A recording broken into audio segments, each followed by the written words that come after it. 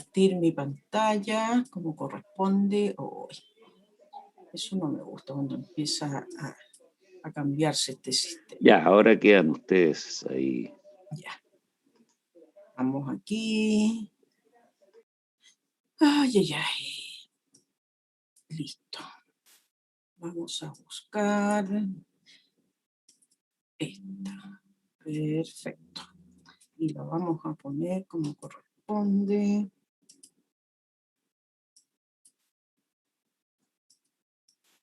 Hoy.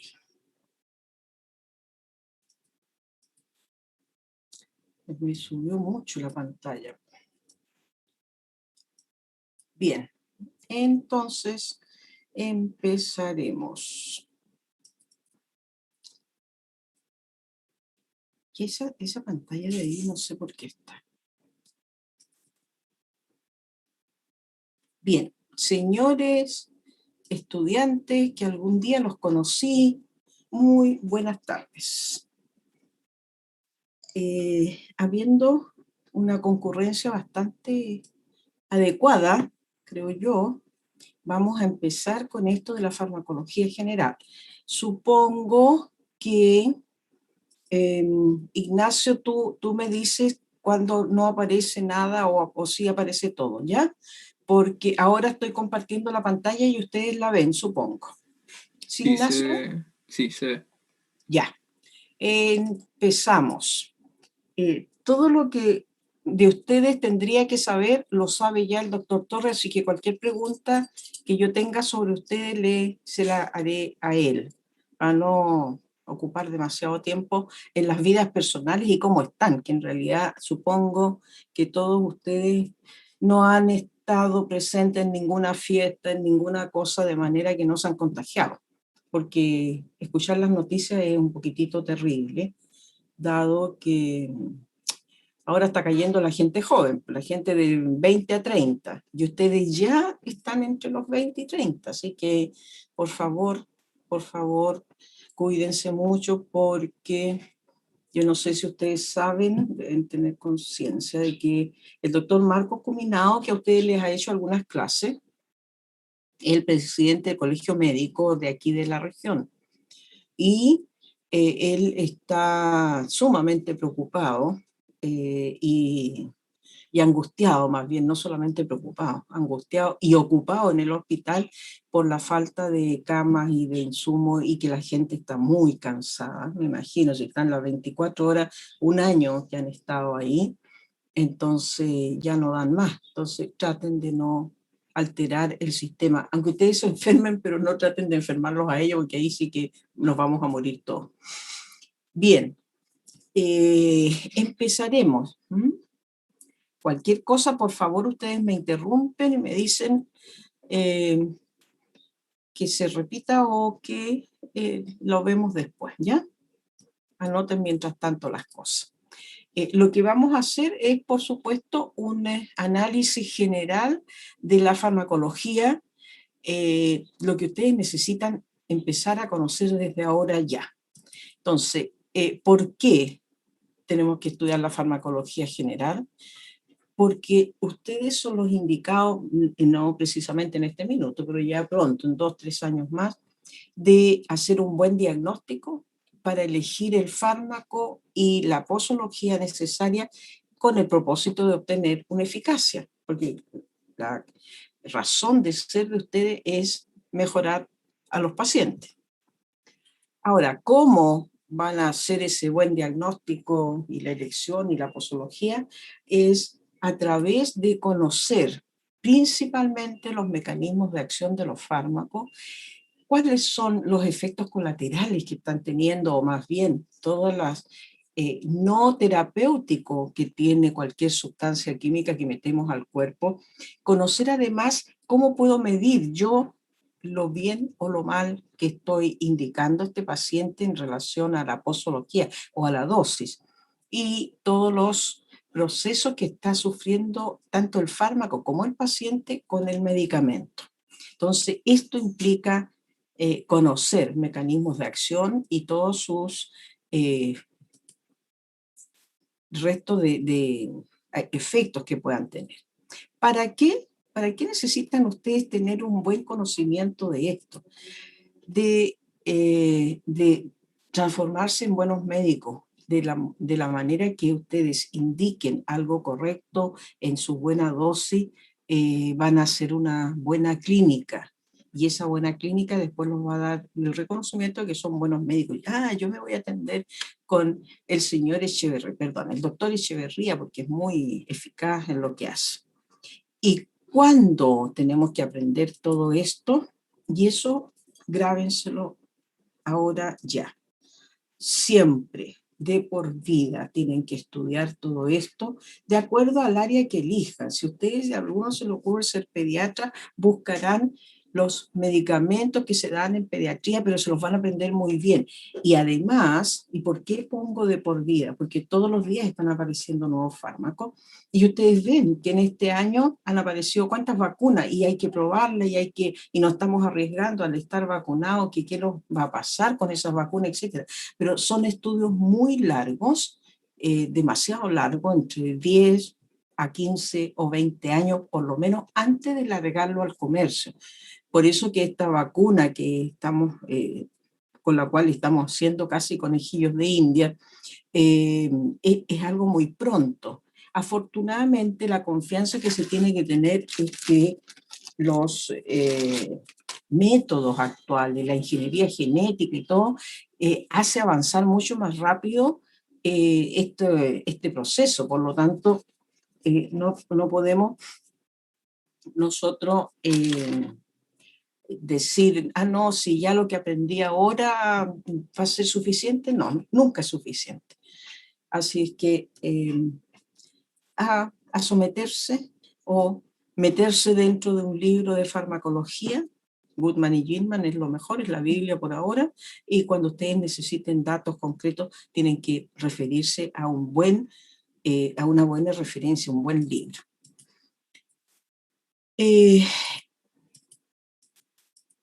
Aquí se me repitió esto, pero tenemos. ¿Qué vamos a aprender? La farmacología. ¿De qué se trata la farmacología? Se trata del estudio tan fácil como los fármacos. ¿Y qué son los fármacos? Son sustancias que nosotros queremos que al introducirlas a un organismo le mejore la función que no está teniendo en un cierto órgano. Es decir, llevarlos de una función anormal. Con esa sustancia le vamos a producir una función normal, es decir, cualquier tejido que queramos nosotros mejorar va a ser a través de un fármaco. Por supuesto, ustedes entenderán, dirán, no es solamente la forma de hacer terapia. Hay de todo tipo de terapia, kinesioterapia, dietoterapia, etcétera, etcétera. Pero estamos aquí hablando de las terapias farmacológicas o farmacoterapia. ¿De dónde vienen los fármacos? Los fármacos vienen de distintas procedencias y además que son elementos, sustancias, compuestos que el hombre ha usado desde que el hombre es hombre. ¿Ya? Entre medio de las cavernas sacaban un palito y veían si se morían o no se morían, si mejoraban o no se mejoraban. Era mucho más ensayo-error, ahora es mínimo el ensayo-error. Y son de origen animal, vegetal o incluso mineral. Y cuando hablo de mineral, cosa de pensar solamente en el suelo fisiológico, que son dos iones que hacen muy bien. Entonces, nosotros tenemos principalmente de origen vegetal, porque las plantitas y las agüitas de hierba y todo eso siempre han tenido un efecto, a lo menos de inquietud para el mundo científico, y este mundo científico entonces empieza a investigar y cada día es más fácil investigar la ultraestructura de la molécula, de manera, por esto, este fármaco, o esta sustancia o este principio activo va a ser eficaz para quitar una inflamación. Invento.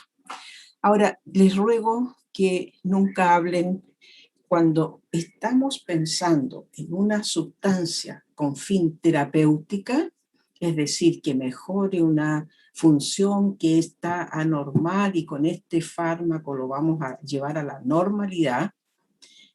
Nunca hablemos de droga. en el hospital, y ustedes deben haber escuchado, las drogas para el cáncer, por ejemplo. No son drogas, porque si es así ya tendríamos incluido en el hospital al OS7 de Carabineros, pillando tras las drogas que nosotros estamos introduciendo a los pacientes. Y que pasa a ser venta porque en realidad el paciente tiene que pagar todo igual. Pero no hablemos de droga. La droga es una sustancia que introducida al organismo va a afectar muchos órganos, pero el principal que afecta y por lo cual se consume es el sistema nervioso central, que está normal y nosotros con esta droga la llevamos a la anormalidad. ¿Por qué digo que está normal? Si yo en este momento al almuerzo me hubiese tomado medio litro de vino, no sé, de cualquier cosa, en este momento no estaría hablando, igual puedo hablar tonteras, ¿no? Pero no estaría hablando coordinadamente porque tendría incluso dificultad de pronunciación. Entonces, yo sé que si consumo una droga, y mencioné el alcohol porque nunca se habla de las drogas y el alcohol. No, el alcohol es una droga, definitivamente, y nos va a alterar el sistema nervioso central, que estaba, antes de almuerzo yo estaba hablando bien, y ahora después de almuerzo, con el vino que tomé, ya no hablo bien, no tengo dificultad para pronunciar, la dicción es mala, el temblor que aparecen rápidamente va a ser muy significativo y ustedes lo van a ver, decir, ¿qué le pasa a esta persona? Entonces, no hablemos de droga, hablemos de fármaco. La droga va a llevar un tejido que está normal a una anormalidad. No voy a hablar de los efectos de las drogas sobre corazón, hígado, no. Lo que importa es el primer efecto, que es sobre el sistema nervioso central. Por lo tanto, esto es el inverso del fármaco. El fármaco de lo normal de lo anormal lo lleva a la normalidad, y la droga, todo lo contrario, de la normalidad la lleva el tejido a una anormalidad. Los tóxicos pueden ser cualquier sustancia. De hecho, las drogas pueden ser tóxicos, los fármacos pueden ser tóxicos. Son sustancias que en una dosis no apropiada va a provocar daño y sin ninguna restricción. Si nos tomamos miligramos de cianuro, por supuesto que no solamente va a ser tóxico, sino nos va a matar de inmediato. Si yo me tomo 30 paracetamol, que es fármaco, también voy a tener una insuficiencia hepática fulminante y me voy a morir.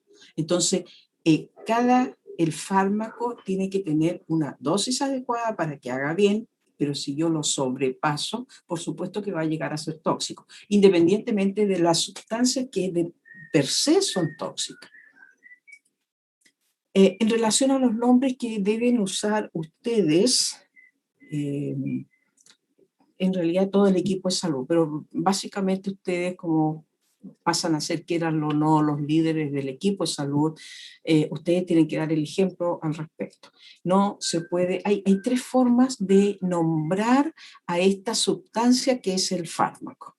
Lo vamos a ver. Hay un nombre químico. Yo no los veo a ustedes recetando el N-acetil para aminofenol para acetilaminofenol. ¿Ya? O sea, no, creo que es un poquitito complicado. Pero sí hay un nombre genérico, y ese nombre genérico no es ni más ni menos que el paracetamol.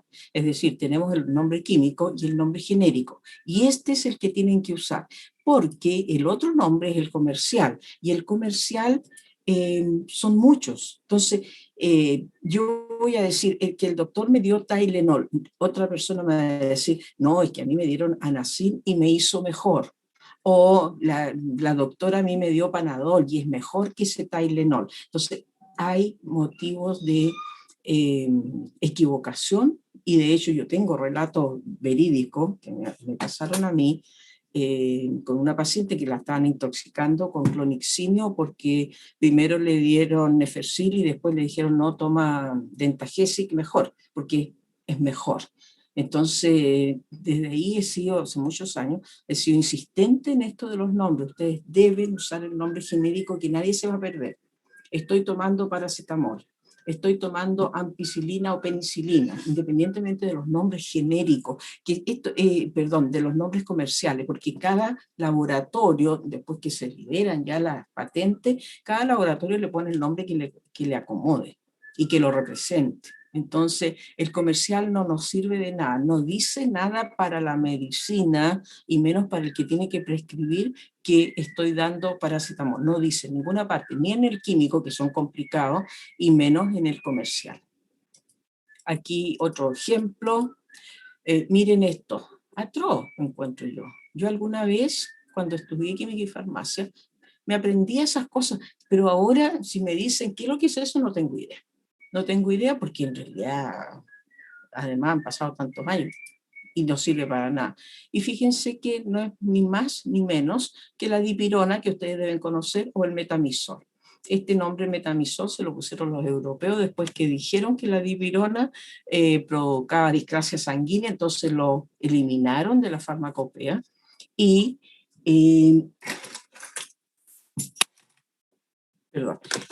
lo eliminaron de la farmacopea y para poder reingresarlo al comercio le pusieron el nombre de metamizol. Entonces, para que la gente no creyera que era dipirona. Sin embargo, siguieron, igual, hubo unos casos de discrasia sanguínea, pero no fueron tantos, por lo tanto siguen tomando ahora metamizol, pero no toman dipirona. Para que vean ustedes que también hay un juego que es principalmente comercial, ¿sí? Todos nosotros estamos manejados por el comercio. Y el nombre comercial de esta dipirona, analgina, novalgina, varalgina. La novalgina y la varalgina son compuestos que no solamente tienen el metamizol, sino que tienen además un anticolinérgico, que es la varalgina sobre todo, que tiene sus propios efectos. Después lo veremos. Y vamos a ver este nombre químico que puede ser más fácil recordarlo. Ya, yodo-polivinilpirrolidona, no tan complicado. Y el genérico no es más que la apovidona iodada, que se usa en todas partes. Y el comercial hay varios. Betadine, Difexol, normovidona. Esa normovidona se da en América del Sur, digamos. Nosotros no la tenemos con ese nombre, me parece, pero sí Difexol y Betadine también. Y por último, me parece que este es el último ejemplo, tenemos el ácido 2-acetiloxibenzoico. Y esto es nada más ni nada menos que el ácido acetilsalicílico. Y el nombre comercial famoso, aspirina. Y fíjense ustedes que es el único compuesto comercial de Bayer que tiene el nombre aspirina como genérico. Entonces todo el mundo internacionalmente, no estoy hablando del mundo de Temuco, internacionalmente lo conoce como aspirina, porque aquí les tengo una relación acerca de cuánto tiempo lleva la aspirina dando vuelta en el mundo. Fíjense que desde el siglo, en el segundo milenio antes de Cristo, en Egipto se usaba la corteza de sauce para quitar dolores y principalmente para quitar la fiebre. Era corteza de sauce. Después Hipócrates, amigo de ustedes, usa el té salicílico. Es decir, es un tecito que es ya unas hierbas y una corteza de sauce, justamente para la fiebre. Después, estos señores, Lewis y Clark, ven que este principio activo, como té salicílico que hablaba Hipócrates 400 a.C., ellos ratifican que servía para la fiebre, sin tener idea todavía ni de la ciclooxigenasa, ni de hipotálamo, esas cosas no se sabían, pero sí investigaron y vieron que bajaba la fiebre en forma experimental. Este señor Gerhard sintetiza el ácido acetilsalicílico en el 53, y en el 99 la casa Bayer, gracias a este señor Heinrich Dresser, describe los efectos completos de la aspirina, ¿ya? Y el nombre de aspirina, primero el sauce, en inglés aspen, y la clase, la familia del árbol es Spirea. Y aprovecho de decirles aquí que ahí tienen ustedes, este es un nombre latino, tiene una combinación AE que se pronuncia E. El Haemophilus influenzae no es influenzae, porque la gente dice influenzae, no. O, bueno, todo lo que terminan en AE es E final, ¿ya? Las bacterias, todas. Así que por favor, aprendamos eso por ahora, aunque sea eso nomás. El nombre entonces es Spirea. Spirea es la clase del árbol, del aspen o del sauce. Y allí la casa Bayer le puso el nombre de aspirina, de ahí lo sacaron. Fíjense que en el 18, a propósito de las pandemias, casi toda la gente, de los relatos que hay a propósito de las pandemias, que uno puede leer tanta tontera más encima, todos tomaron aspirina para la fiebre, porque uno de los síntomas terribles, aparte del dolor de cabeza, la fiebre. Entonces, tomando mucha aspirina, la gente se sentía un poco mejor, los que se salvaron, porque son 200 millones de susodichos que murieron en esa pandemia. Bueno, y tanto lo que se relata de la historia de esta aspirina es que mucha gente murió intoxicada por aspirina, no era tanto por la fiebre española o la gripe española. ¿Qué es lo que tenemos que estudiar nosotros para poder hacer buenas recetas? Lo que queríamos al comienzo, tanto la farmacocinética como la farmacodinámica. Aquí aprovecho de decirles o hacerles otra recomendación. Ustedes no necesitan cursos específicos de farmacología. La farmacología se aprende a través de encontrarse con un compuesto en un frasquito y decir qué es lo que es esto, qué es lo que tiene y para qué sirve. Ya vamos a ver que necesitamos saber su mecanismo de acción, como decía en la primera flecha, mecanismo de acción, qué reacciones adversas va a tener este compuesto, con qué lo puedo dar y con qué no lo puedo dar, es decir, todas las interacciones que tienen los compuestos farmacológico. De manera que eso se aprende a través de la vida. Por eso les decía, siempre hay que estar estudiando y mirando cuáles son los fármacos nuevos. Pero no nos vamos a atiborrar de miles de compuestos. Solamente ustedes como médico, cada uno elegirá su especialidad y estudiará muy bien los fármacos para esa especialidad, porque es lo que ustedes tienen que recomendarle a sus pacientes. Si ustedes como ya, inventé la neurología. Si ustedes son neurólogos, no van a ir a darle un remedio a un niño como pediatra, ¿ya? A lo mejor saben algo, pero más bien no se arriesguen. Y pastelero a tus pasteles, es decir, si yo me especialicé en esta cosa, eso voy a tratar porque me aprendí bien eso. No sé cuál es la dieta que tengo que darle a un niño que tiene una diarrea, ni qué antibiótico le tengo que dar, pero sí sé si ese niño le da un ataque de epilepsia, por ejemplo, si soy neurólogo, ¿me entiendes? Y para eso sé y me conozco todos los fármacos y sé qué es lo que es mejor y qué es lo que no es mejor. Y la farmacodinamia, que esto me va a dar a mí, la farmacocinética me va a dar todos los parámetros necesarios para que yo pueda indicar la posología, la cantidad exacta de esos medicamentos para que pueda ser eficaz. Y la farmacodinamia la tengo que aprender primero o después, da lo mismo, siempre. Igual tenemos que aprenderla porque es el mecanismo de acción del fármaco.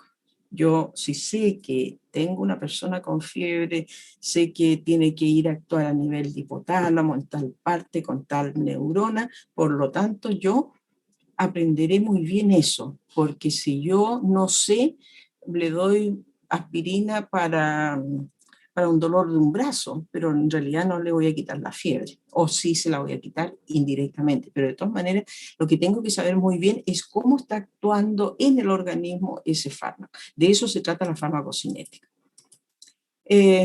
Definiciones, las motivaciones que tengo para estudiar esto. que la farmacocinética es la relación entre la actividad intrínseca del fármaco y su concentración en lugar de acción. No es cosa de que yo me tome una aspirina y rápidamente llegue toda esa aspirina que me tomé, que eran 500 miligramos, todos van a llegar al mi dolor de cabeza, que no sé ni por qué se produjo, no sé si es un tumor o tiene esto, pero me voy a tomar por si acaso una aspirina.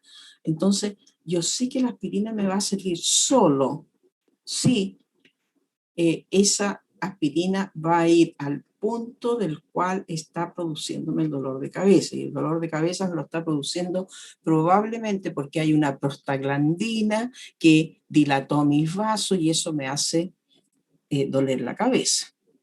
Pero yo sé exactamente, y si no me quita la aspirina, el dolor de cabeza, quiere decir que erré en mi diagnóstico y es por una profunda vasoconstricción o simplemente porque tengo un tumor o tengo otra patología. Entonces, por eso que hay que saber muy bien los parámetros farmacocinéticos, que ya vamos a mencionarlo, y dónde está actuando. Y la otra cosa que es importante, que es lo que es la farmacocinética clínica, que está basada en la aplicación de estos parámetros. Ustedes van a conocer, si tengo que darle omeprazol a un paciente para tal patología, tengo que saber muy bien cuánto darle, cómo darle, qué le va a producir, cuántas reacciones adversas va a tener. De ahí que yo tengo que saber estos principios básicos y a dónde va a ir a actuar el omeprazol y si ese paciente tiene un lugar exacto para que actúe el omeprazol, porque si no tiene, ¿para qué se lo voy a dar? Entonces, se fijan que es algo que cada uno tiene que ir estudiando lentamente, apenas aparezcan nombres de fármacos, ustedes, ¿qué es lo que es esto? Esto es una cosa rara, la voy a estudiar y me voy a hacer un cuadernito, un resumen, una página web con fármacos. Me da lo mismo a estas alturas que lo que hagan, pero tienen que aprendérselo lentamente. Y no es necesario, o sea, y no crean, más bien, no crean que se lo van a aprender de una, sino que hoy yo, hace como un mes, vi lo que era el omeprazol, no tengo idea que lo que vuelvo a repasar. Y de tanto volver a repasarlo, y si estoy en un área que yo estoy trabajando todos los días con ese medicamento, me voy a terminar aprendiendo esa área de la farmacología. Parámetros farmacocinéticos para un tratamiento seguro, que es importante, y eficaz. Miren esto.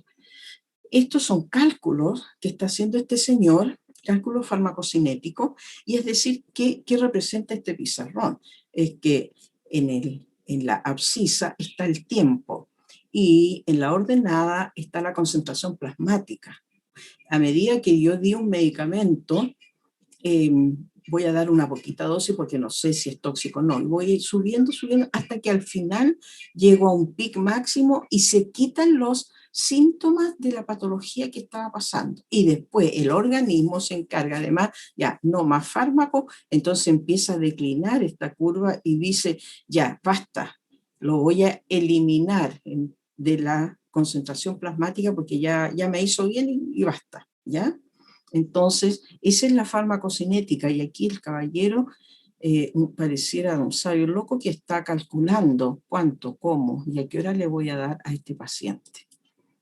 En resumen, esto es un movimiento del fármaco a través del organismo. Esa F roja siempre la puse así, me refiero al fármaco, ¿ya? Es cómo se está movilizando este fármaco una vez que es introducido al organismo en los distintos lugares.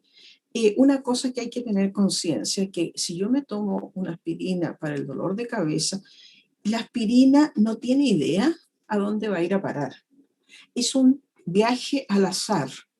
Es decir, yo voy a tener una molécula de aspirina a nivel de hipotálamo, 2 moléculas a nivel del corazón, 3 moléculas en la rodilla, en cualquier parte, en el hígado, en todas partes. Entonces, donde encaja este fármaco mejor es lo que vamos a llamar receptor farmacológico, y en ese receptor farmacológico va a ser una acción, es decir, algo que estaba anormal se va a transformar en normalidad. ¿Se me quitó? El dolor de cabeza. En 10 minutos, 15 minutos no tengo dolor de cabeza. Nunca me preocupé si cuánta aspirina tenía en el corazón, en el brazo, en el dedo chico de la mano, ¿ya? pero es un movimiento al azar. No crean que cuando se da un inotrópico negativo, porque estoy con un problema cardíaco, digamos, una insuficiencia cardíaca, y necesito acelerar un poco, voy a dar un inotrópico positivo, o si no, negativo, es decir, uno que me acelere o me baje la frecuencia cardíaca. Pero el fármaco que voy a dar igual va a estar en todas partes, pero lo importante para mí es que me mejore la insuficiencia cardíaca, o el dolor de cabeza, o lo que sea, o un ataque de epilepsia, lo que venga, ¿ya? ¿Cuáles son estos procesos en el organismo? ¿Ya? Que más bien el organismo va a actuar sobre este fármaco. Yo me lo tomo con un propósito, quitarme el dolor de cabeza, pero el organismo no tiene por qué pensar igual que yo y va a hacer cosas con este fármaco. Y dentro de las cosas que hace son las siguientes.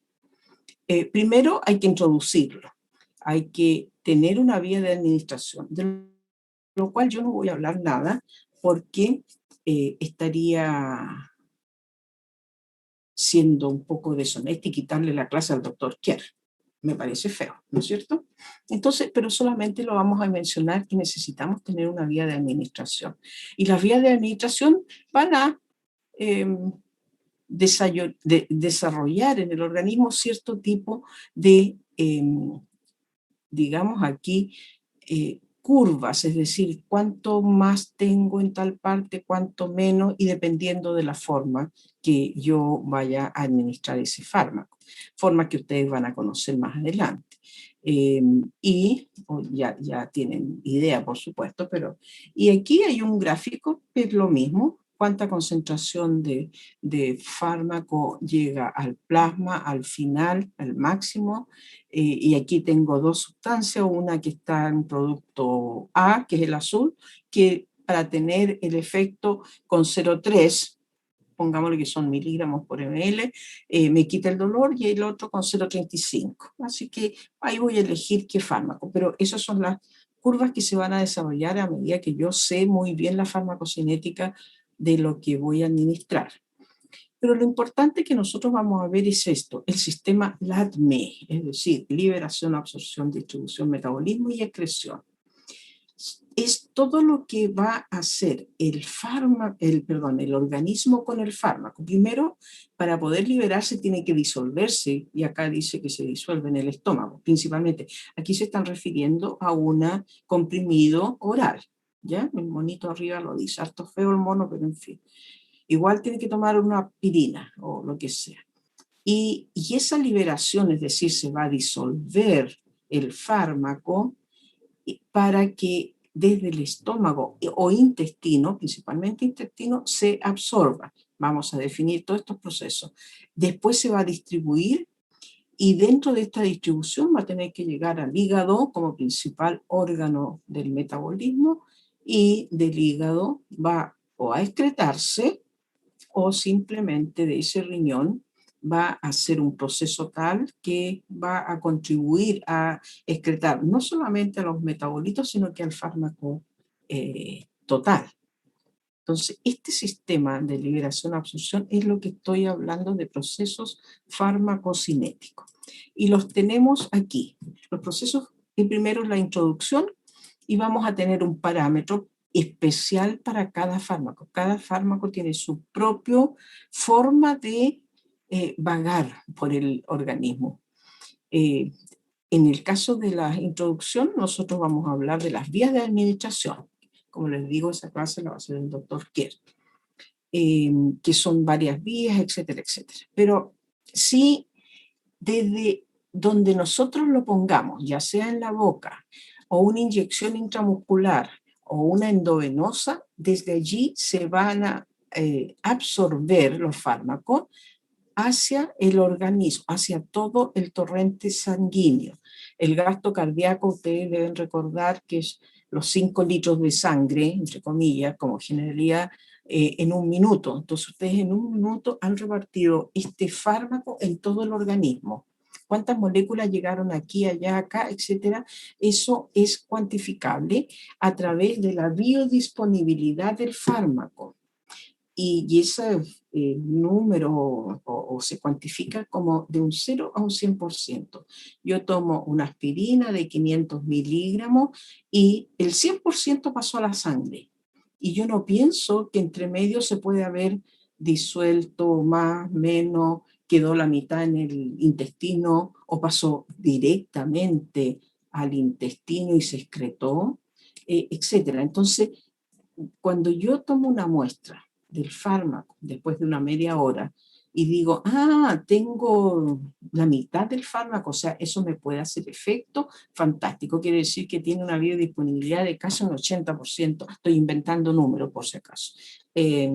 Eso está bien. Si yo encuentro que es la cantidad que por los efectos del paciente dice, sí, no, ahora no tengo ningún problema, quiere decir que el grado de absorción que tuvo desde un receptáculo, digo, boca me refiero a estómago, intestino, donde va a ir a absorberse realmente, a pasar hacia la sangre, o una inyección intramuscular que también pasan a la sangre rápidamente, salvo la endovenosa, que yo ya lo puse, ya no tengo receptáculo en una inyección endovenosa, así que está todo, tengo casi el 100% en la sangre ya con una inyección endovenosa. Es decir, la absorción se mide mediante la biodisponibilidad, cifra que me va a importar, porque cuando yo tengo que dosificar a un paciente, y ustedes van a tener muchos visitadores médicos en su consulta, en el hospital, donde sea. Entonces le decís, doctora, recomiende el mío porque la biodisponibilidad del fármaco que yo le vendo, mi laboratorio está produciendo, es de un 55%. Y va el contrincante y le dice, no, porque el mío tiene un 80%, quiere decir que llega más a la sangre, por lo tanto me asegura, no me da la certeza, pero me asegura una mayor posibilidad de que de lo que hay en la sangre vaya a dar al tejido susceptible, es decir, donde yo tengo que hacer efecto.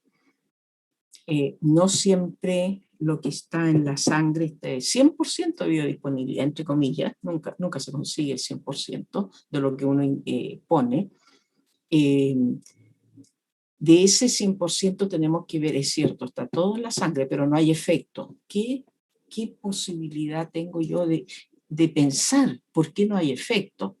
Primero, porque en el lugar donde tiene que hacer efecto, no llega toda la sangre suficiente, hay una isquemia.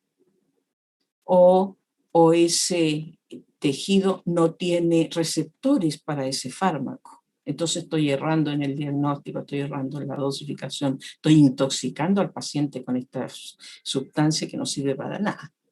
¿Ya? Entonces, esto que yo digo que tiene una gran biodisponibilidad, es cierto, es la cantidad de fármaco que tengo en sangre. Ojalá fuera lo suficiente para que el tejido para lo cual lo di se mejore o se normalice con esa cantidad. La distribución, ya vimos que llegó a la sangre y el sistema circulatorio rápidamente lo va a llevar para todos lados. ¿Cómo lo voy a cuantificar? Como un volumen de distribución aparente en litros por kilo peso. Aparente, porque es, para entender este volumen de distribución, es la probabilidad que tiene el fármaco de estar en todas partes de acuerdo a muchos parámetros que son necesarios de ver. Por ejemplo, no, aquí está la fijación, después lo vamos a ver. Este volumen de distribución, por decirles, tengo una molécula que es muy grande y yo quiero que llegue al sistema nervioso central. Piensen todo el recorrido que tendría, que lo di por boca, esófago, estómago, intestino, vía hacia circulación hepática, llega al hígado, sale del hígado, vuelve a la circulación, de la circulación va a todos los otros tejidos, recuerde que anda circulando junto con la sangre este fármaco, hasta que al final una molécula triste y solitaria llegó al sistema nervioso central. Entonces hay condiciones por las cuales nosotros tenemos que pensar cómo se construye ese fármaco, esa sustancia, compuesto, para que llegue al sistema nervioso central o simplemente para que quede en la sangre o simplemente llegue a los huesos.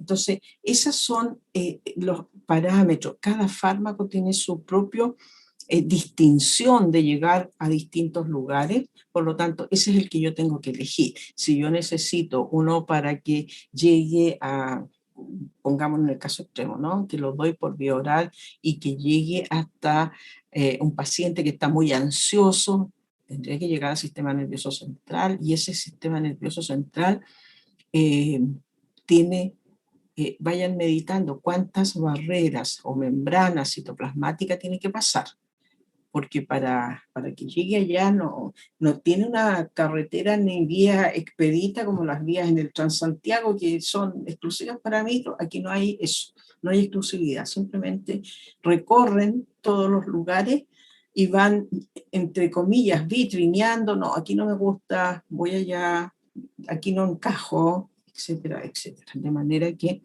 eso es un indicador de hasta dónde puede llegar el fármaco. El proceso de fijación, esto es muy importante para ustedes, bueno, en realidad todas las cosas son importantes, pero aquí en este proceso de fijación se mide como unión a proteínas plasmáticas, es decir, el fármaco cuando llega a la sangre tiene dos posibilidades, y de acuerdo a su característica físico-química, estructural, como quieran, va a poder unirse a las proteínas plasmáticas, que es una unión muy débil, fuerzas de Van der Waals son muy, muy débiles, que como quien dice, está un minuto unido a una proteína plasmática y después se va y queda libre. Y ese fármaco libre es el que pasa a través de las membranas citoplasmáticas. No pasa el fármaco unido a una albúmina. Ustedes saben que la albúmina no sale prácticamente del torrente circulatorio y constituye la presión oncótica, tiene varias propiedades la albúmina como proteína plasmática que nos hace mantener un equilibrio circulatorio. De manera que ese fármaco que tiene la cualidad de hacerse amiguito, digamos, de la albúmina o de la alfa-glicoproteína, que son las dos proteínas que más se unen a fármaco, puede ser que me quede un minuto y si no, me voy a desprender y voy a seguir circulando para llegar. Algo me está diciendo Javiera, un minutito, para llegar al lugar donde realmente necesito hacer efecto. Javiera, Belén, Matamoro, alejar esta ventana de la aplicación. ¿A qué te refieres con eso? No, nada, profesora, solo levanté la mano. Es que le quería hacer una consulta. Cuando el porcentaje de fijación es bajo, ¿significa que el fármaco está más libre? Sí. Ah, gracias. Lo vamos a ver luego. Gracias, Javiera. Era Javiera, ¿cierto? Sí. Lo vamos a ver a continuación. Yo aquí se los estoy mencionando y vamos a ver ejemplos incluso. Ahora, ¿quién quiera hacerme preguntas? Yo no tengo toda la lista aquí, por si acaso a ti. Así, aquí te veo recién. Porque tengo más la pantalla, entonces tengo, para que vean ustedes mejor, pero parece que no está haciendo así. Bueno, la metabolización, ¿cómo la medimos? Como un coeficiente de extracción hepático, eso es un parámetro. Es decir, esto, lo otro, todo se puede medir en sangre a través de una extracción de una muestra de sangre, etcétera, y lo podemos medir. Lo que no podemos medir es el coeficiente de extracción hepática, porque se trata de lo siguiente, se trata por la arteria aferente, llega al hígado, el hígado lo transforma con las enzimas y después sale algo de ese fármaco. Entonces, lo que sale intacto como fármaco es lo que me va a dar la diferencia entre lo que entra y lo que sale. Y entre medio quedaron metabolitos que después igual van a salir a la sangre, pero que no me van a servir para hacer efecto, ¿ya? En general. De manera que ese coeficiente de extracción hepática, yo para poder medirlo, si le doy a un paciente una benzodiazepina, no puedo instalarle un catéter en la arteria aferente y después en la eferente y ver cuánto quedó dentro de la benzodiazepina desarmada o metabolizada. ¿Me entiende? Entonces, no es un experimento que sí se ha hecho en animales, por eso que se saca después una proyección, qué fármacos o estructuras químicas se metabolizan más o menos dentro del hígado. La excreción se mide mediante el clearance renal. Ustedes ya vieron fisiología, así que les ruego que igual vamos a repasarlo, pero que tengan claros esos conceptos ustedes, qué es lo que es el clearance renal. Y el proceso de eliminación es medido a través de la vida media del fármaco. Quiero sacar eso de ahí que me molesta. Atrás. La vida media de eliminación es un parámetro muy usado porque con eso nosotros sabemos con qué frecuencia podemos dar el medicamento. ¿Para qué son todos estos parámetros y estos procesos? Simplemente para calcular la cantidad de fármaco que le tengo que dar a un paciente en determinadas condiciones. Así que esto es importante. Son números y son cálculos que uno tiene que hacer después para la posología o para ver la cantidad y la frecuencia del fármaco. Pero ustedes tienen que tener clara conciencia que desde allí sale que yo tengo que darle después 500 miligramos de tetraciclina cada 8 horas al paciente cuando tiene una bronquitis por un estreptococo. ¿Ya?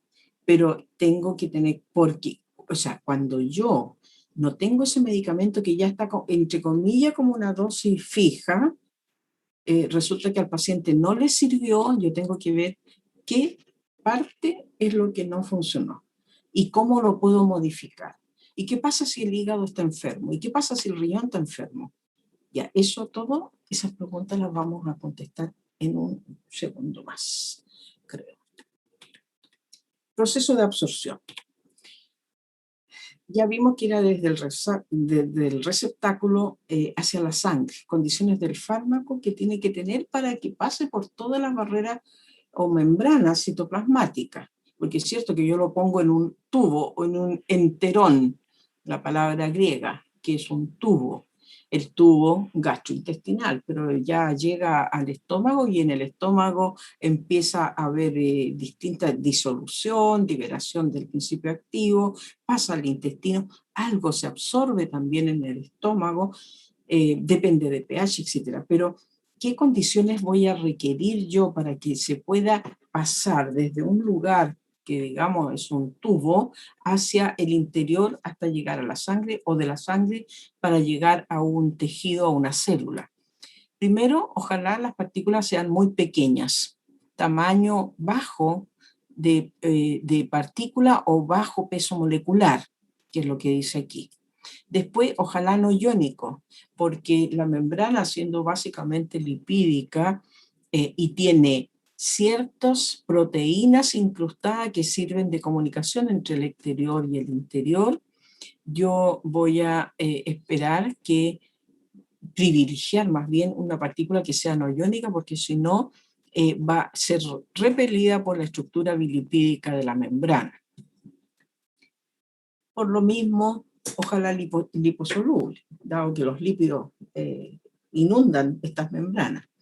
No polar, derivado de lo anterior. Entonces, con esas condiciones yo sé y me aseguro de que tengo una buena partícula para ser absorbida por el lugar donde lo puse, ya sea intestino, estómago, o incluso cuando hay medicamentos tópicos,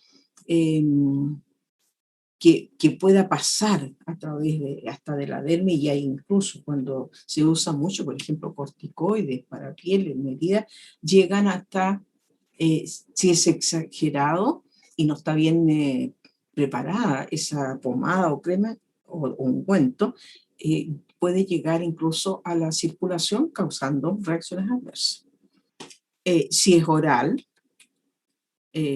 tendríamos que tener indemnidad de las mucosas, porque si hay algún daño, una necrosis o una inflamación muy grande de las mucosas, también va a estar impedido o disminuida la absorción.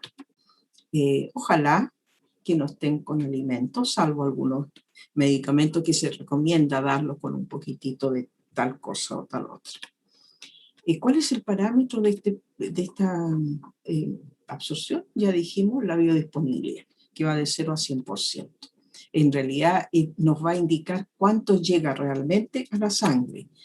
Y aquí tenemos que hablar del efecto primer paso, porque en el estómago yo tengo un pH, y por ejemplo la penicilina, si yo doy penicilina pura y no como sal, con esa penicilina pura, el pH ácido del estómago desintegra, transforma la penicilina y no voy a tener efecto de penicilina en el organismo. Así que eso es un efecto del primer paso. O hay algunas partículas que por las enzimas, bueno, en todas partes tenemos enzimas gastrointestinal, ¿no? Pero las enzimas de intestino pueden destruir esa molécula y no llegan a la sangre. Así que de eso se trata el efecto primer paso.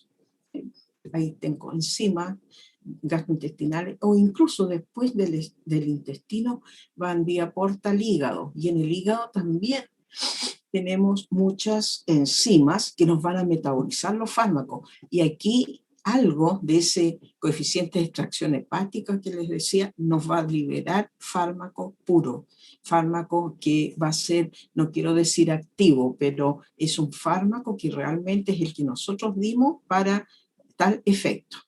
Entre medio puede desintegrarse, puede absorberse, no absorberse, etc. Pero algo de esa comprimido, inyección o cápsula, lo que ustedes ven, o supositorio, algo tiene que llegar. Y la cantidad calculada que contiene ese comprimido es lo que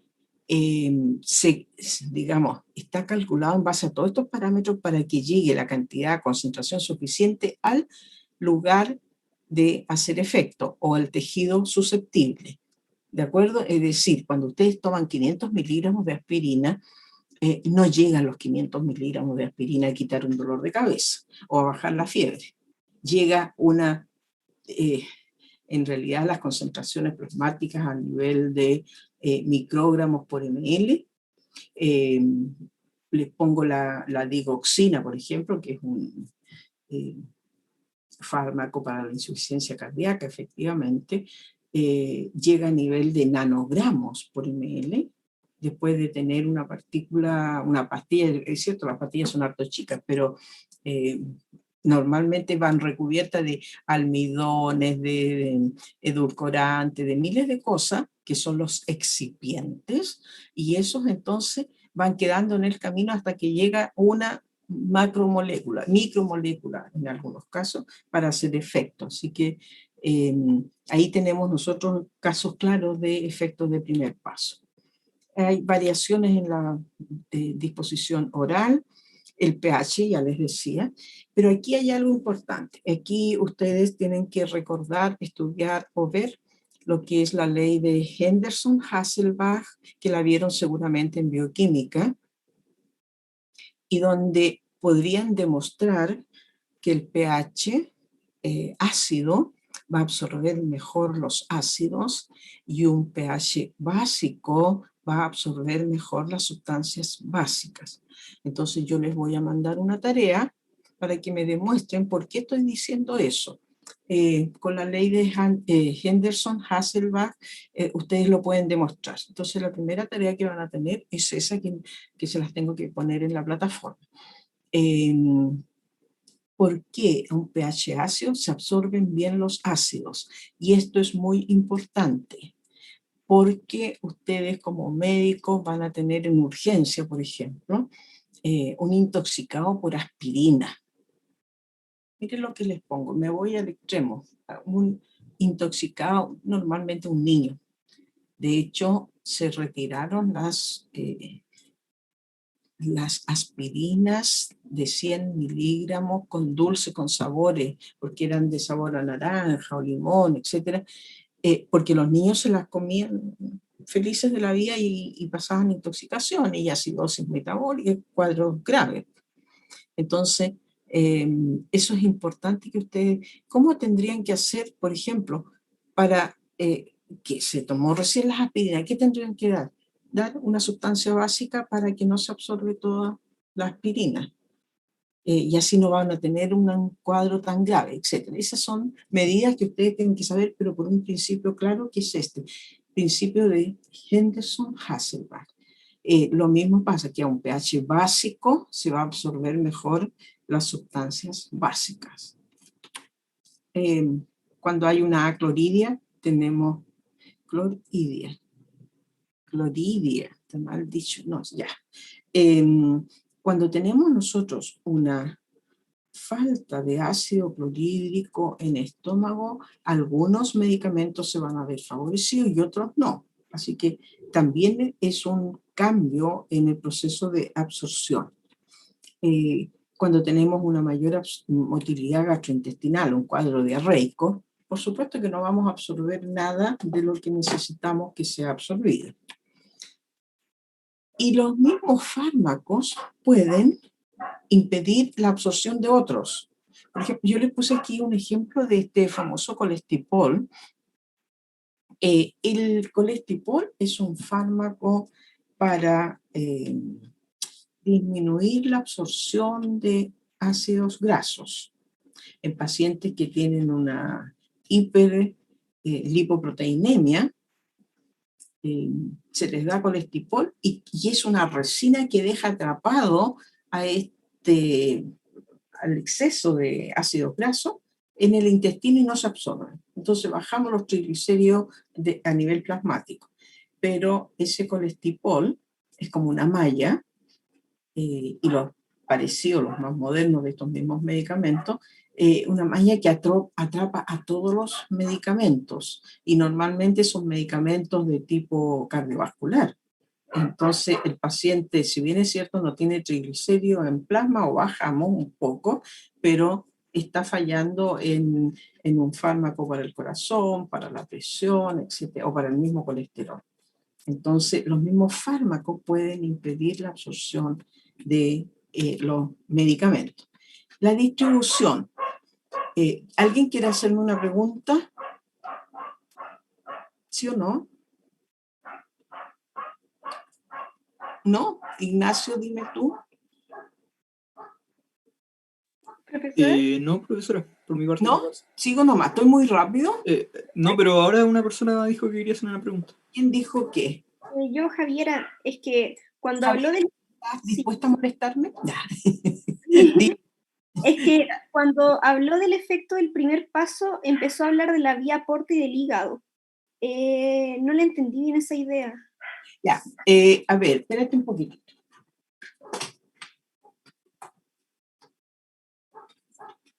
Que quiero ver la hora.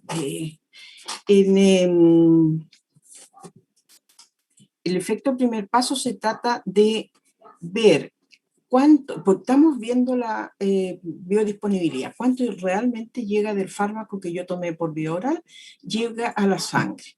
Hay distintos factores, pero ese medicamento se le puede intervenir su absorción mediante las enzimas del estómago, las enzimas del intestino, y eso va a destruir al fármaco y solamente unas pocas moléculas van a llegar a la sangre. Entonces, si yo digo la biodisponibilidad de este fármaco es de 70%, el otro 30% quiere decir que fue destruido antes de llegar a la sangre. y no precisamente por el hígado. Y además, si tú piensas en la circulación normal de los alimentos, si llega al intestino, desde ahí se va a absorber vía porta hacia el hígado. Y el hígado también va a tener muchas enzimas que lo van a destruir. Es decir, la cantidad que realmente esté disponible para el tejido susceptible va a ser poca. Pero esa poca está calculada básicamente en base a todos estos parámetros. ¿Cuánto se distribuye? ¿Cómo se distribuye? ¿Cuánto fármaco es destruido en el estómago, en el intestino? ¿Qué enzimas lo pueden disminuir esta absorción? Etcétera. A eso se refiere el efecto primer paso. Es decir, nos llega todo lo que nosotros pusimos en una forma farmacéutica. Muchas gracias. ¿Te parece? Ya. Entonces tenemos el proceso de distribución, que en este proceso, recuerden que es la sangre la que distribuye todo lo que nosotros consumimos, ya sea nutrientes o medicamentos, lo que sea, o drogas. Entonces, pensemos en una persona de 70 kilos y que tiene 6 litros de sangre, entonces se va a distribuir en estos 6 litros de sangre que recorren todo el organismo en un minuto y lo va a ir dejando en distintos lugares. Y va a depender de las características del fármaco, ¿no es cierto?, hasta dónde va a llegar este medicamento. De manera que yo tengo que decir, para que pueda llegar, siempre me pongo en el último extremo, ¿no?, al sistema nervioso central, tiene que ser una molécula tal que logre pasar todas estas barreras hasta la barrera hematoencefálica para poder hacer efecto a nivel del sistema nervioso central. Entonces hablamos de un volumen de distribución. Las condiciones, aquí, que es obvio, no lo iba a poner, pero las condiciones que tiene que tener el fármaco para poder pasar estas barreras es las mismas que pusimos para la absorción. Bajo peso molecular, no iónico, no polar, ojalá lo más liposoluble. Por ejemplo, los anestésicos generales son altamente liposolubles. Las benzodiazepinas, los tranquilizantes que van a actuar a nivel del sistema nervioso central también son moléculas que tienen condiciones adecuadas para eso. Y cuando no las tienen, simplemente las empiezan a modificar, y de eso se trata la farmacología clínica, es decir, en los laboratorios empieza a modificarse hasta lograr una estructura tal. Por ejemplo, este señor, sin tener tanta idea del cuento, que hizo el ácido acetilsalicílico, demostró que, porque el salicilato solo, si ustedes toman una agüita de corteza de sauce, les va a doler o les va a hacer mucho, mucho daño a nivel de la mucosa gástrica. Entonces él le puso un acetilo, una simple molécula de acetilo, y se modificó tanto que la gente en realidad puede tomar la aspirina. ¿Ya? O sea, hay modificación. Entonces, para poder ser distribuido, tiene que tener las mismas condiciones porque tiene que llegar hasta el lugar determinado. No las voy a repetir, pero ya las vimos, las condiciones para poder ser absorbido. Y además se distribuye en los volúmenes corporales, que ustedes conocen perfectamente. Cuánto es el volumen sanguíneo, plasmático, extracelular, intracelular, qué es lo que es el extravascular, por ejemplo. Todos esos volúmenes es donde los fármacos pudieran distribuirse, ¿ya? Y hasta dónde lleguen es hasta dónde van a hacer efecto. Y ahí les tengo vascular, sangre, todos los volúmenes, plasma. ¿Cuáles son los volúmenes que ya deben estar recordando ustedes? Para una persona de 70 kilos. ¿Cuál es el parámetro? Es el volumen aparente de distribución. Litros por kilo peso. ¿Y por qué se expresa así? Porque en cada kilo de organismo yo tengo una cierta cantidad de agua. y el fármaco donde se va a distribuir principalmente es en el agua. Ahí va a nadar hasta lograr el receptor farmacológico. Entonces, tengo por ejemplo aquí la heparina. ¿Ustedes conocen la heparina? ¿Sí o no?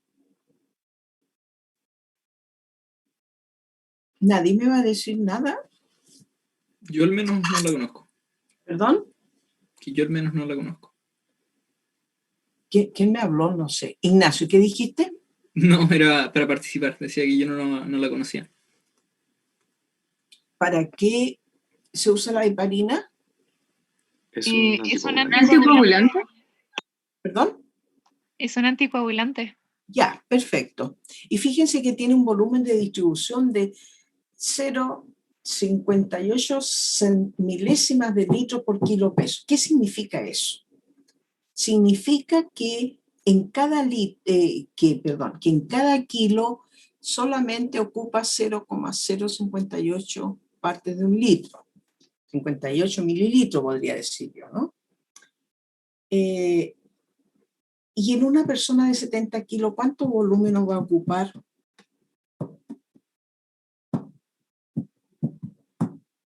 ¿Quién puede sacar la cuenta? ¿O qué tendrían que hacer para sacar esa cuenta? En cada kilo va a ocupar un volumen determinado en litros. En los 70 kilos, ¿cuánto volumen ocupa? Debería ocupar aproximadamente 4 litros. Perfecto, 4 litros. ¿Qué es lo que hiciste? Jorge. Multiplicar por 70, o sea, por el peso no. ¿Ya? Por eso. Y te dio 4 litros. ¿Ya? 4,06. Un poquito, una fracción pequeña. ¿Qué significa que la heparina ocupe 4 litros en el volumen de una persona de 70 kilos?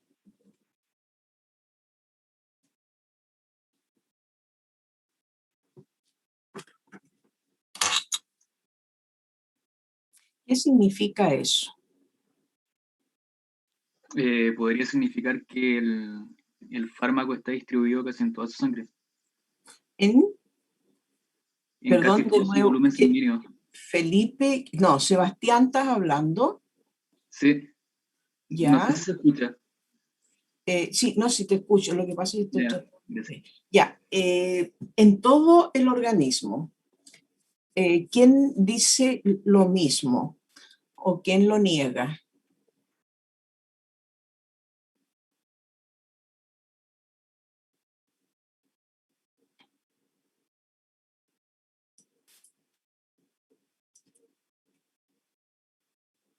¿Cuánto es el agua corporal?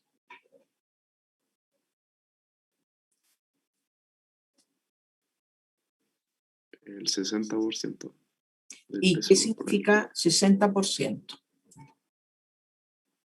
Que si una persona, no sé, pesa 70 kilogramos, 60% de ese peso es de agua. ¿Cuánto? El 60%. El 60% de 70, ¿cuánto es?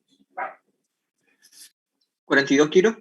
42 litros, estamos hablando de Litros. agua, ¿ya? Sí, son 42 litros de agua corporal. Y Felipe era, no, mentira. ¿Quién me dijo algo? Felipe, ¿tú pareces? No era Felipe. Bueno, que me dijo que si la heparina ocupaba 4 litros, era todo el organismo. ¿Es cierto eso o no?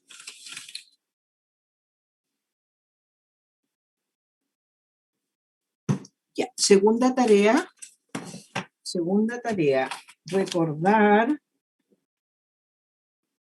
tal cual como está acá, los volúmenes del organismo. Piensen que ustedes lo que vieron de fisiología no es para que se olviden, es el cuerpo con el cual ustedes tienen que trabajar.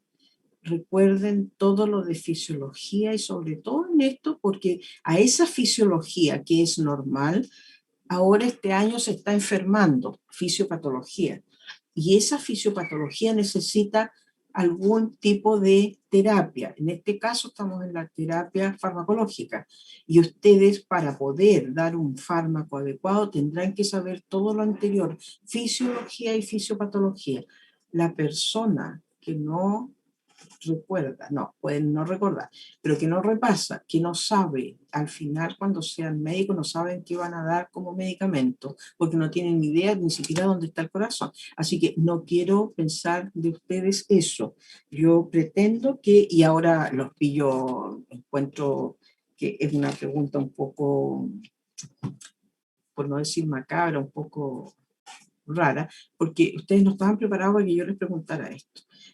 Así que les ruego que me digan, les voy a poner en la plataforma preguntas tan fáciles como cuáles son los volúmenes en el organismo de sangre, extracelular, intracelular, etcétera, porque ahí es donde ustedes van a poder llegar con un fármaco. Es básico que tengan que saber eso, ¿de acuerdo?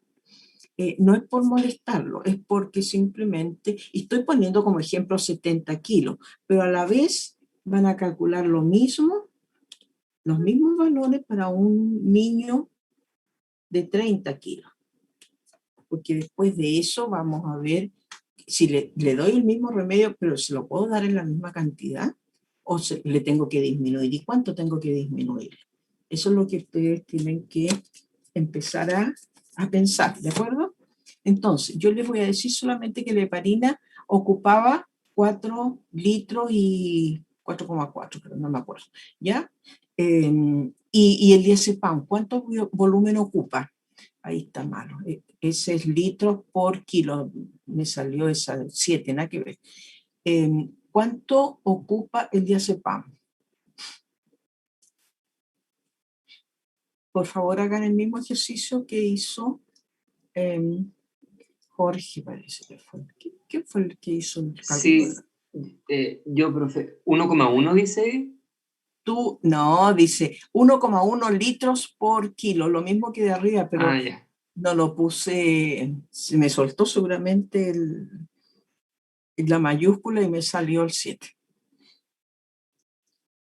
1,1 litros por kilo peso. ¿Cuánto da eso? 77. ¿Perdón? 77. 77, ya, escuché 67, perfecto, 77. ¿Cuánto es el agua que tiene todo el organismo? Ya lo dijeron. De un individuo de 70 kilogramos tenía, como dijeron, 42. 42 y creo que la pregunta era cómo, no sé si eso abarcaba toda la sangre. Me Sí. parece que no, porque el fármaco se tiene que distribuir en todos los compartimentos del cuerpo, ¿verdad? A nivel de líquido. Sí. Y ¿De qué fármaco me estás hablando? ¿De la heparina o del diazepam? de la heparina, que la heparina, por lo menos según como yo lo pensaba, si bien ocupaba 5, era como 4,6 litros, también parte de ese fármaco se debe distribuir, aparte del líquido intravascular, en el intersticial y el intracelular, entonces no abarcaría todos los compartimentos del cuerpo. O sea, ¿cuánto es el volumen que está ocupando? 4 litros, pongámosle, para no poner la fracción. ¿Hasta dónde llega entonces la heparina? O sea, si le damos compartimento, debiese ocupar quizás solamente el intravascular, pero si te cambia con otros compartimentos, no abarcaría la totalidad de todo. Dime una cosa, no va a abarcar porque son solamente 4 litros, está claro. ¿A dónde está? Eso sí, es 4 litros el volumen de distribución. Contéstame eso nomás. ¿A dónde está la heparina? En el líquido intravascular, me parece. ¿Intravascular? ¿Cuánto es el intravascular total? 4,2 por ahí. Tenemos, José Antonio, tenemos que repasar los espacios o los volúmenes corporales. Okay. ¿Ya? Pensémoslo no en números, porque veo que para variar los números no son el fuerte de ustedes. Profesora, yo tengo una duda. Cuando Cuando pensemos- se refiere a esto de la distribución, Sí, ¿sí? sí, eso estamos bien. hay que considerar en relación al volumen específicamente de la sangre con el volumen general, o hay que pensarlo como dijo, de que el fármaco, por así decirlo así, se pega con la albumina y a las proteínas plasmáticas, y por ende hay que sacar el porcentaje del plasma de la sangre del volumen total.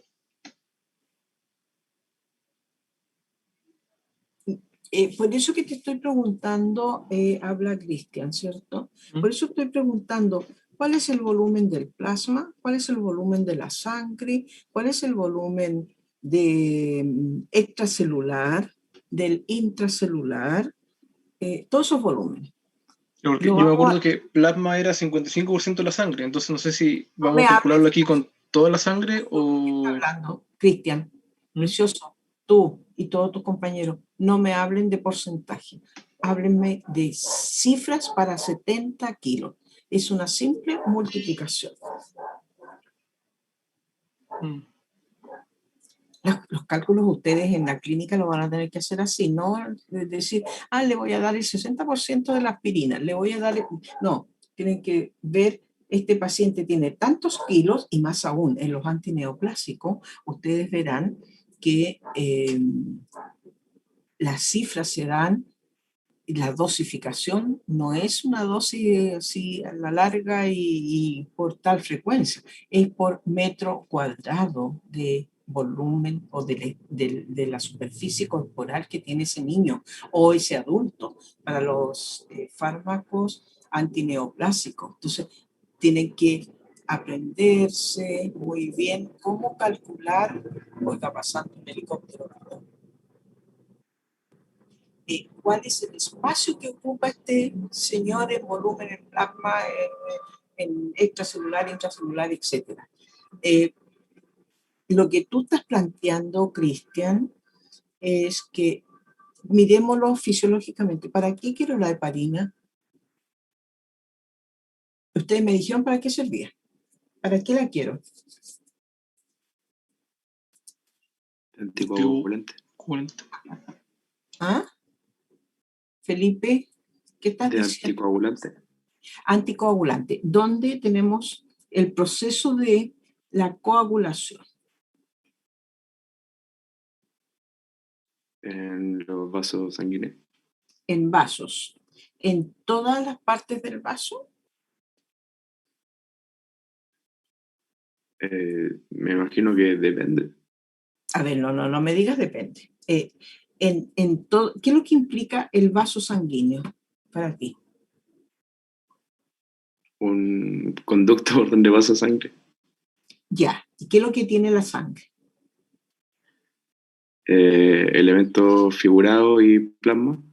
Ya, ¿cuál es el volumen que ocupan los famosos elementos figurados, que son células? ¿Y Sí. cuál es el volumen que ocupa el plasma? De esto, estoy poniendo el ejemplo fácil, de los 70 kilos, 5 litros. ¿Cuál es el volumen que ocupa el plasma y el volumen que ocupa toda la sangre? El plasma debería ser alrededor del 55%, que serían como 2.75 litros. Perdón, Felipe, ¿cuánto estás hablando? No me hables de porcentaje, háblame de cifra para una persona de 70 kilos con 5 litros de sangre. Deberían ser 2.75 litros de plasma. Perfecto. Tenemos 2,75 litros de plasma. ¿Y la heparina dónde estaba distribuida? ¿En cuántos litros?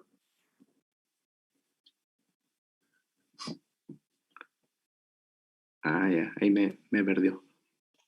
¿Cómo La que heparina está distribuida en 4 litros. en Entonces, 4 litros? considerando que el volumen... ¿Encuentras, Abdías, dónde Dígame. encuentras la heparina? ¿Perdón? Es que la heparina, según el volumen de distribución, era ¿Sí? 4 y un poquito más. Y considerando que el volumen plasmático es casi 3 litros, se va a distribuir en todo el plasma y en parte del líquido intersticial, que deberían ser unos 11 litros. Y el volumen Sí, intracelular serían 28 litros. prácticamente la heparina yo diría que es muy poco lo que sale del plasma, muy poco. Algo tiene que arrancarse porque si no está tan presa, pero resulta que la otra cosa que van a averiguar es por qué la heparina tiene tan bajo volumen de distribución. ¿Cuál es la estructura química de la heparina? ¿De acuerdo? En base a lo que recién vimos de la absorción. ¿Puede ser absorbida fácilmente? Como por ejemplo, les voy a poner el máximo, que no se los puse aquí porque era droga. El volumen de distribución del alcohol, etanol, bebestible, no el metanol porque es tóxico. El etanol tiene un volumen de distribución de 0,6 litros por kilo peso. ¿Cuánto es el volumen total para esta persona de 70 kilos?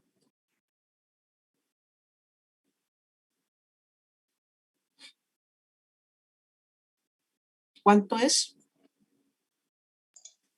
42 tendría que ser. 42 litros. ¿Qué representan 42 litros en esta persona de 70 kilos? La totalidad del agua corporal total. El agua corporal total. Es decir, fíjense, al tener 0,6 litros por kilo peso, yo puedo distribuir el etanol en todo el agua. Por eso que, y además, la estructura o el peso molecular del alcohol es 46. Es una, yo diría, micromolécula, es algo muy pequeño. ¿Y qué propiedades tiene el etanol? Que puede ser hidro y liposoluble. Es decir, por donde pasa, rápidamente va a estar en otras estructuras, de manera que por eso que llega a todo el agua corporal. Y ese es un volumen de distribución que si yo quiero tener etanol en cualquier célula, ya sea del dedo meñique o de la última neurona, tengo etanol. Por eso que el efecto también es tan rápido. ¿Ya? Entonces, el volumen de distribución lo único que me está indicando a mí es hasta dónde puede llegar ese fármaco para poder hacer efecto. Es decir, si yo quisiera tener un fármaco con la eficacia de volumen de distribución del etanol, sería fantástico. Para eso tendría que ser una molécula muy pequeña, fácilmente pasar a través de las membranas plasmáticas, etcétera, etcétera. Eso me está representando el volumen de distribución. Fíjense que, y la gentamicina, ¿cuál es el volumen de distribución?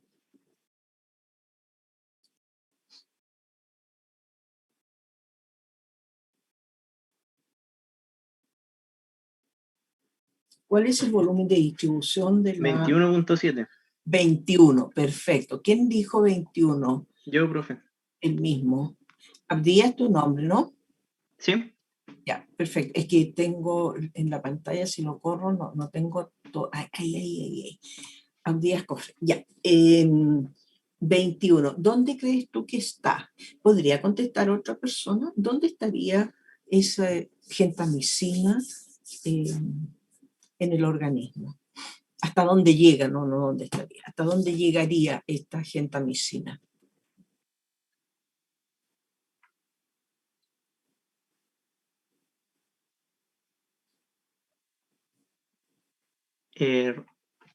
Debería estar en todo el volumen plasmático, en el volumen intersticial y en parte del volumen intracelular. Va a tener como una penetración un poco mayor bastante mayor que la heparina.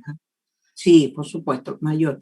Pero tú dices no, intersticial. Intersticial, ya, perfecto. Intracelular. Es que, a ver, los cálculos que hice son, el volumen plasmático serían 3 litros, el volumen intersticial 11 litros, y la suma de ambos nos va a dar 14 litros, ¿cierto? Y considerando que esto es 21, si no me equivoco que le había dicho, va a cubrirnos esos dos volúmenes y va a pasar a parte del intracelular, a parte del volumen intracelular. Lindo, hermoso.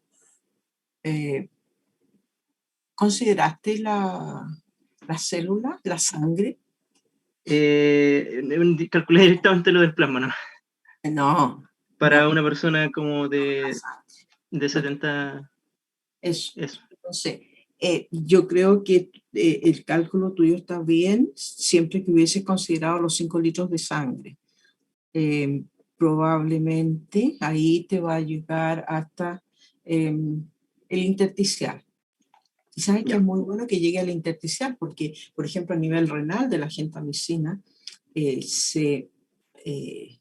algo se acumula a nivel de los túbulos renales y provoca nefropatía por eso. Entonces, por eso que hay que tener mucho cuidado con la gentamicina, que no se vaya a acumular, y eso vamos a aprender un poquito más adelante, que no se vaya a acumular en la sangre porque va a causar, más se va a entrometer, digamos, en los túbulos renales y va a causar daño. Bien, el proceso de fijación, los lugares de depósito del fármaco, los receptores silentes. Son receptores silentes, es decir, no van a afectar al fármaco, ni el fármaco va a afectar al tejido. Por ejemplo, en el tejido adiposo, los anestésicos generales se acumulan mucho.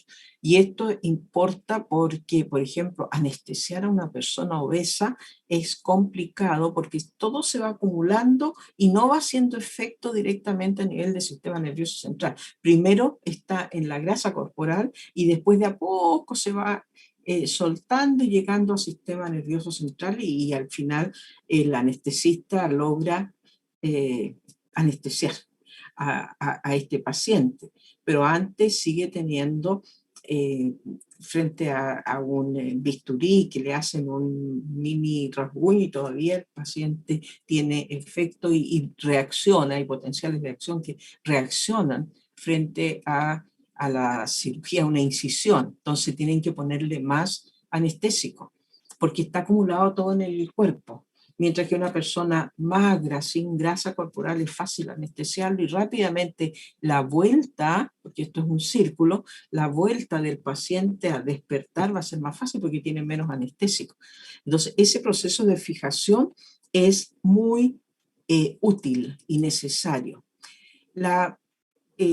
Como tejido silente, la digoxina se acumula a nivel muscular. Este es un fármaco, ambos fármacos son de mucha, a ver, antes de mencionar el nombre, muy riesgoso, causan mucho daño, porque justamente si se acumulan en el músculo, nosotros necesitamos solamente que actúe a nivel de corazón, porque está inhibiendo la sodio-potasio ATPasa, pero eso también lo tenemos en todo el organismo y eso es fácil intoxicar a los pacientes con digoxina.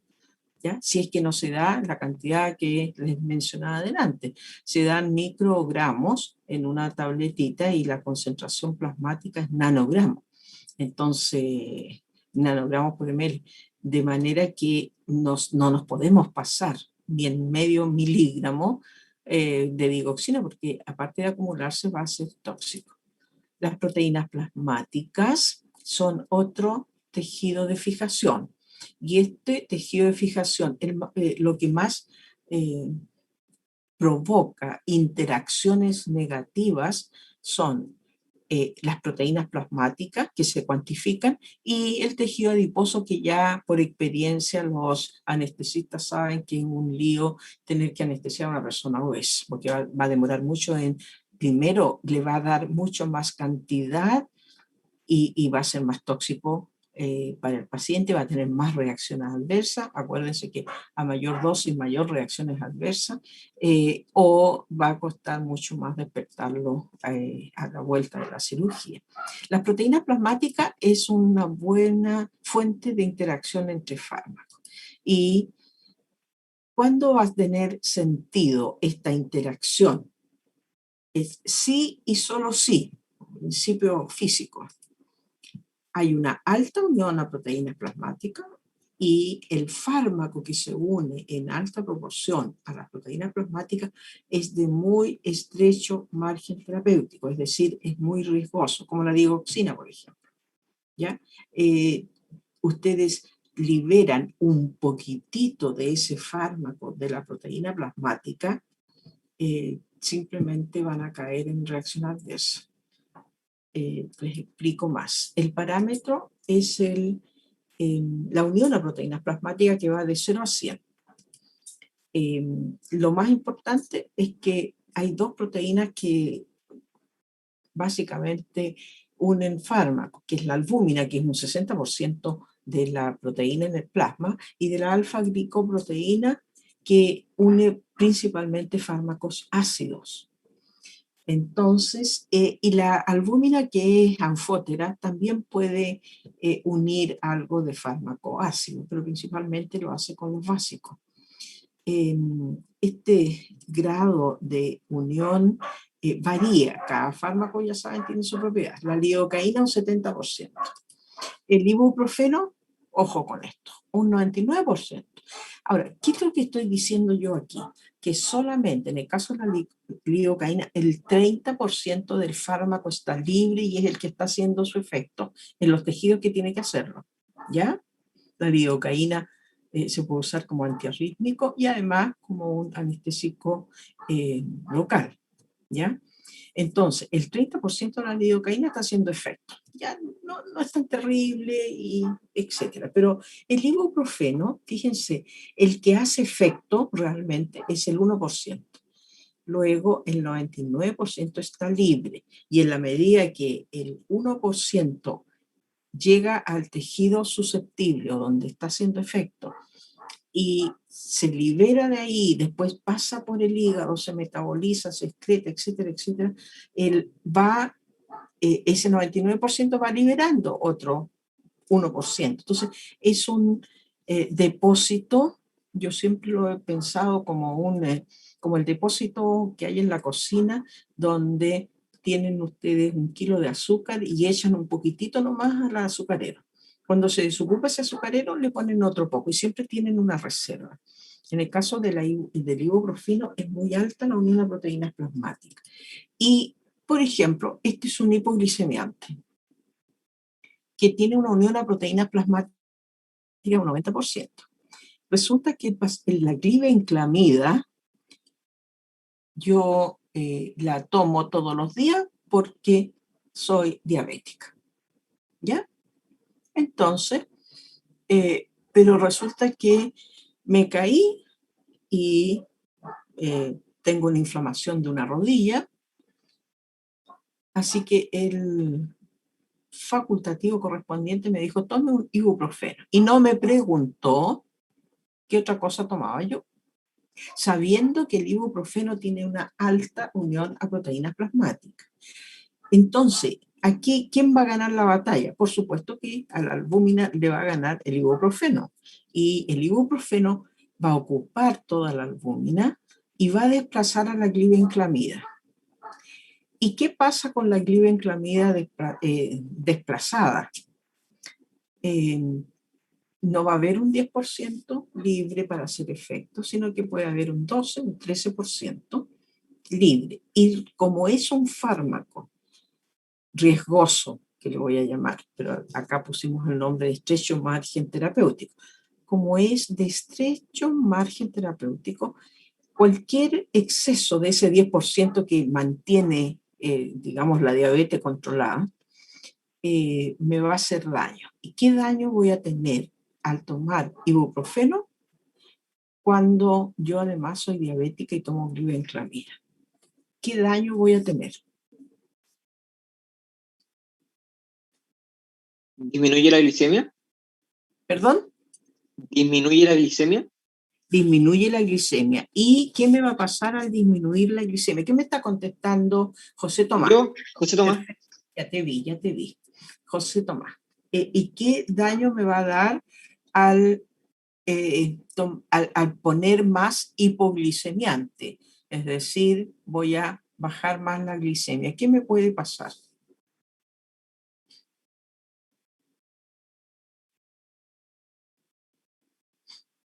Podría haber una menor sensación de energía, podría afectarse la conciencia. Hay como una descompensación. Aparte de la perfecto, Valentina, está bien. Descompensación, dijiste algo de conciencia, José Tomás, me parece. Sí. Ya. En resumen, Me voy a marear al comienzo, muy probable. En resumen, voy a tener una hipoglicemia. ¿Sí?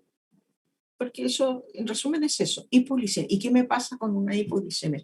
Voy a poder caer a un shock hipoglicémico. Es decir, me va a faltar las energías que dices tú, me va a faltar el azúcar necesario, la glucosa necesaria para el cerebro, que es lo básico, oxígeno y glucosa es lo que tenemos que tener. Y si ya yo soy deficitaria de glucosa o de aprovechamiento de la glucosa, voy a caer en una descompensación, como decía Valentina, y voy a tener una reacción adversa severa si es que no caigo rápidamente al hospital para que me pongan un poquitito de suero glucosado y me puedo morir. Y eso es un error, una reacción adversa, mejor dicho, farmacológicamente, muy frecuente, porque los médicos no siempre, y hablo en general, no es que todos sean así, ¿no? En general no se preocupan de estos detalles. Y yo rápido, ahora, yo, esta cabeza, que llevo 40 años haciendo cosas de este tipo y estudiando y todo el cuento, no me sé los números. Porque es imposible, además no voy a gastar mis pobres y tristes neuronas en aprenderme los números. Lo que sí hay que tener un criterio, y el criterio es tener al lado si yo voy a dar un medicamento, ver estos principios básicos. Oye, ¿se une o no las proteínas plasmáticas? Si no se une, me olvido, no se une harto.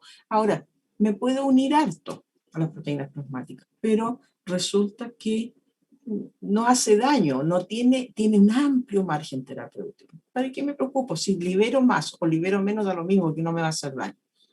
¿Me entiendes? Por eso que tienen que ser las dos condiciones, una alta unión a proteína y un estrecho margen terapéutico, que lo vamos a ir viendo lentamente. Son 20 para las 5.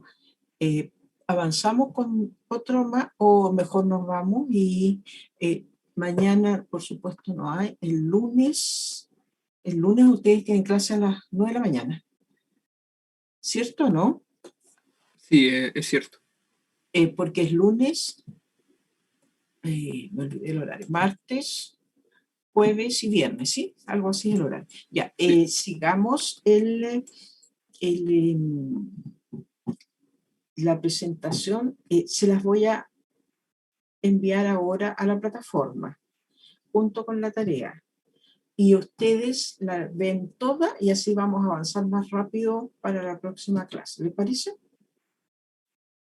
¿O quieren otro poco más? Díganme ustedes qué es lo que nos hemos demorado un poco, pero quiero que adquieran un criterio. Da lo mismo.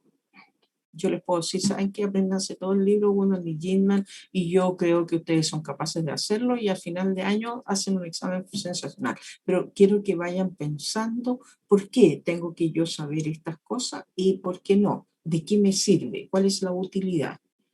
¿De acuerdo? Entonces, ¿seguimos el lunes? Ignacio, ¿qué dices tú? Yo creo que sería una buena idea parar acá y dejar un espacio para preguntas, si usted tiene el tiempo. Perfecto. Díganme, pregúntenme lo que quieran. Yo tengo una pregunta. ¿Quién dijo yo? Tú, Ignacio. Sí. ¿Qué Es sobre el volumen de distribución aparente. Sí. Que yo había leído un poco sobre este tema antes y encontré que se define como la cantidad de fármacos administrada dividida en la concentración alcanzada en el plasma. ¿Sí? Es la fórmula para calcular el volumen de distribución. Claro. Entonces lo que no me queda claro es ¿por qué se ocupa el volumen aparente en ml por litros? Porque yo había visto ejemplos donde se ocupa una cantidad fija de litros. Disculpe, litros por kilogramo. ¿Ya? Sí, y yo había visto ejemplos donde se ocupa una cantidad fija de litros. No me quedó claro cuál es el criterio para ocupar cada una. peor yo porque no tengo clara tu pregunta. Una cosa, a ver, tú dices, ¿cómo calculo yo el volumen de distribución? Te lo explico eso de litros por kilo, dijiste tú, o ml. No, es que mi consulta es, ¿cuál es la diferencia entre ocupar el volumen aparente en litros nomás de un fármaco a ocupar el volumen aparente en ml partido en kilogramos? Ml con litro es la misma cosa, da lo mismo, ¿ya?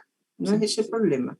El problema es que tú tienes eso lo vamos a ver al final, tú tienes un paciente que viene llegando a tu consulta, sea policlínico, hospital, posta, rural, donde sea, tú no tienes idea cómo funciona su hígado y su riñón y tienes que darle una dosis de algo. Y la dosis de algo va a estar dada en base al volumen de distribución y la concentración plasmática que es terapéutica. Esas dos cosas, tú multiplicas el volumen de distribución por la concentración plasmática y te va a dar una cantidad de miligramos por litro, que es una concentración plasmática adecuada. Esa concentración plasmática adecuada no es lo mismo calcular el volumen de distribución de un niño de 30 kilos a una persona de 70 kilos. La concentración plasmática de un antibiótico, invento cifra, 5, concentración plasmática 5 miligramos por ml. ¿Estamos? 5 miligramos por ml. Y esos 5 miligramos por ml, que lo voy a anotar aquí, por ml, es la concentración terapéutica. El volumen de distribución es la primera dosis para el paciente. El volumen de distribución del señor de 70 kilos o señorita, me da lo mismo, 7 por 5, 35. Yo tengo que darle ml y estos son 70 litros, por lo tanto son 70 kilos, perdón, ¿ya? Y 5 miligramos, entonces los 70 kilos son 70.000 miligramos por, me da 35, en resumen tengo que dar 350 miligramos a ese paciente, ¿de acuerdo?